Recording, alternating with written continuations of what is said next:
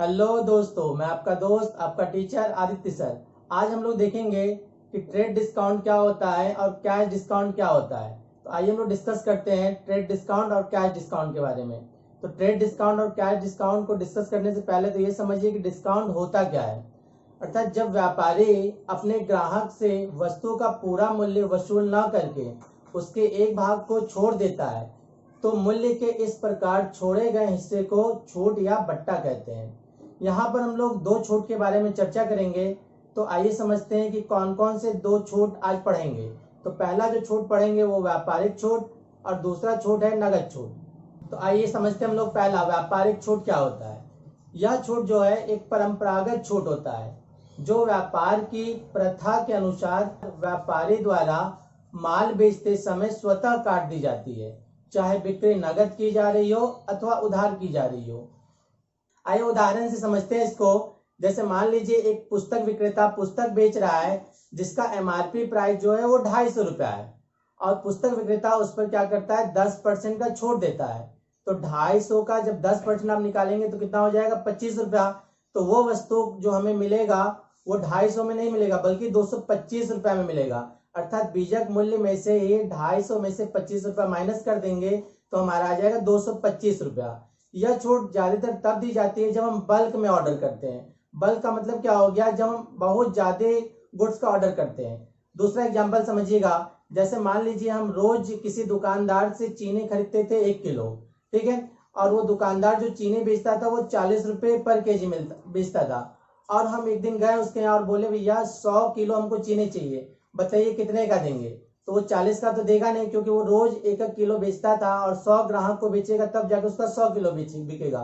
लेकिन हम इकट्ठा उसको ऑर्डर दे दिए 100 किलो का, तो उससे हम क्या करते हैं भैया डिस्काउंट कुछ देंगे। अगर वो 10% का डिस्काउंट देता है तो 40 का 10% 4 रुपया, तो 40 में 4 जाएगा तो 36 रुपया में वो क्या करेगा हमको चीनी देगा। अर्थात जब हम बल्क में ऑर्डर दिए 1 किलो की जगह 100 किलो से चीनी खरीदने लगे तो वो हमें क्या किया 10% का डिस्काउंट दिया। तो अब जो चीनी का कीमत हो गया वो 36 रुपया पर केजी हो गया। हम दुकानदार को देंगे कितना 100 इंटू 36 अर्थात 3600 रुपया। इस तरह से आपको समझ में आ गया होगा व्यापारिक छूट क्या होता है। चलिए समझ लेते हैं हम लोग सेकेंड वाला नगद छूट। यह छूट उन ग्राहकों को दी जाती है जो माल की कीमत का भुगतान एक निश्चित तारीख पर या उससे पहले कर देते हैं। ऐसी छूट ग्राहक को शीघ्र भुगतान करने हेतु प्रेरित करने के लिए दी जाती है। इस छूट का लेखा हिसाब किताब की पुस्तकों में की जाती है। बीजक में नगद छूट का जो उल्लेख होता है वो सामान्यतः शर्त के रूप में कर दिया जाता है, किंतु इसे बीजक के कुल मूल्य में से घटाया नहीं जाता है। जैसे एग्जांपल हम लोग समझते हैं, जैसे कोई ग्राहक को हम उधार माल बेचे हैं और वो उधार माल हम 30 दिन के लिए बेचे हैं, तो हम ग्राहक से क्या कहते हैं कि अगर आप इस गुड्स का पेमेंट 30 दिन के अंदर कर देते हैं तो हम आपको क्या करेंगे नगद छूट देंगे। तो मान लीजिए वो कस्टमर हमारा भुगतान 30 दिन या उससे पहले पहले कर देता है तो उसको हम लोग सर्टेन परसेंटेज के हिसाब से छूट देते हैं जिसको हम लोग क्या बोलते हैं नगद छूट। तो इस तरह से आपको व्यापारिक छूट क्या होता है ये समझ में आ गया होगा और नगद छूट क्या होता है ये समझ में आ गया होगा। अब आइए समझते हैं कि इन दोनों में अंतर क्या होता है। आइए समझते हैं अब व्यापारिक छूट और नगद छूट में क्या अंतर होता है। समझिएगा व्यापारिक छूट नगद छूट। तो सबसे पहला जो अंतर का आधार है वो क्या हो जाएगा मीनिंग। अभी मीनिंग बताए थे, आइए दोबारा समझते हैं अब हम लोग अंतर में। व्यापारिक छूट में पहले व्यापारिक छूट जो होता है वो विक्रेता द्वारा माल की बिक्री के समय सूची मूल्य पर एक निश्चित प्रतिशत के रूप में ग्राहकों या छोटे व्यापारियों को दी जाती है।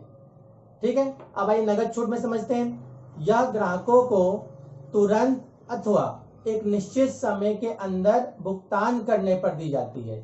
मतलब क्या हो गया कि जब हम लोग नगद पेमेंट करते हैं या एक निश्चित पीरियड में हम लोग पेमेंट कर देते हैं तब कौन सी छूट दी जाती है नगद छूट। पहला अंतर समझ में आ गया होगा। सेकेंड अंतर समझिएगा उद्देश्य, मतलब व्यापारिक छूट देने का क्या उद्देश्य होता है और नगद छूट देने का क्या उद्देश्य होता है। तो आइए समझते हैं हम लोग व्यापारिक छूट में। ऐसी छूट देने का उद्देश्य माल की बिक्री को बढ़ाना होता है।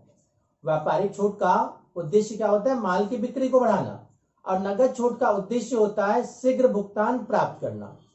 थर्ड अंतर समझिए छूट देने की विधि। व्यापारिक छूट जो होता है वह ग्राहक द्वारा एक निश्चित मात्रा से अधिक माल खरीदने पर दी जाती है। जैसे अभी आपको एग्जांपल दिए थे चीनी वाला, ठीक है। नगद छूट समझिए, यह एक निश्चित तिथि तक या उससे पूर्व कीमत का भुगतान प्राप्त होने पर दी जाती है। फोर्थ देखिएगा डिफरेंस जो है वो लेखा। लेखा का मतलब क्या हो गया? एंट्री।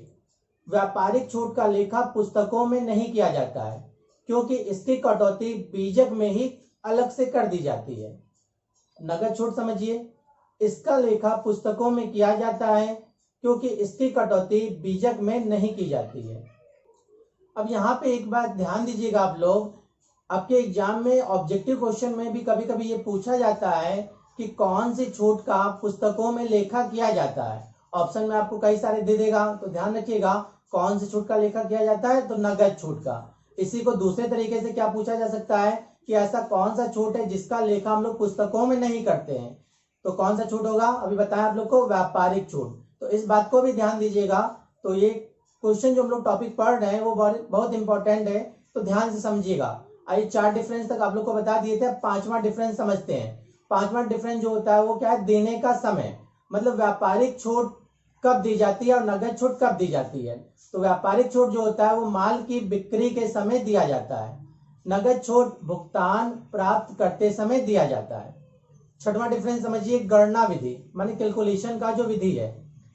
व्यापारिक छूट की जो गणना है वस्तुओं की कीमतों पर की जाती है, ठीक है। नगद छूट की जो गणना होती है वो भुगतान की जाने वाली राशि पर की जाती है। तो कितना डिफरेंस हो गया हम लोग का? 6 डिफरेंस हो गया।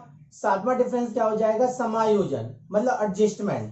व्यापारिक छूट जो है वो बीजक के मूल्य में से घटाई जाती है और नगद छूट जो है वो भुगतान की जाने वाली राशि में से घटाया जाता है। 8th डिफरेंस हो गया हमारा दोनों छूटों का मिलना। ग्राहकों को व्यापारिक छूट के साथ नगद छूट का मिलना आवश्यक नहीं होता है, लेकिन नगद छूट में क्या होता है कि ग्राहकों को ज्यादातर नगद छूट जब भी मिलता है तो उसके साथ साथ व्यापारिक छूट भी उनको पहले से दे दी जाती है। एंड लास्ट डिफरेंस हम लोग समझेंगे, सभी ग्राहकों को अनुमति। मतलब क्या है कि व्यापारिक छूट सभी ग्राहकों को दी जाती है और नगद छूट जो होता है वो सभी ग्राहकों को नहीं दी जाती है। इस तरह से आपको समझ में आ गया होगा कि व्यापारिक छूट क्या होता है, नगद छूट क्या होता है और इन दोनों में अंतर। धन्यवाद।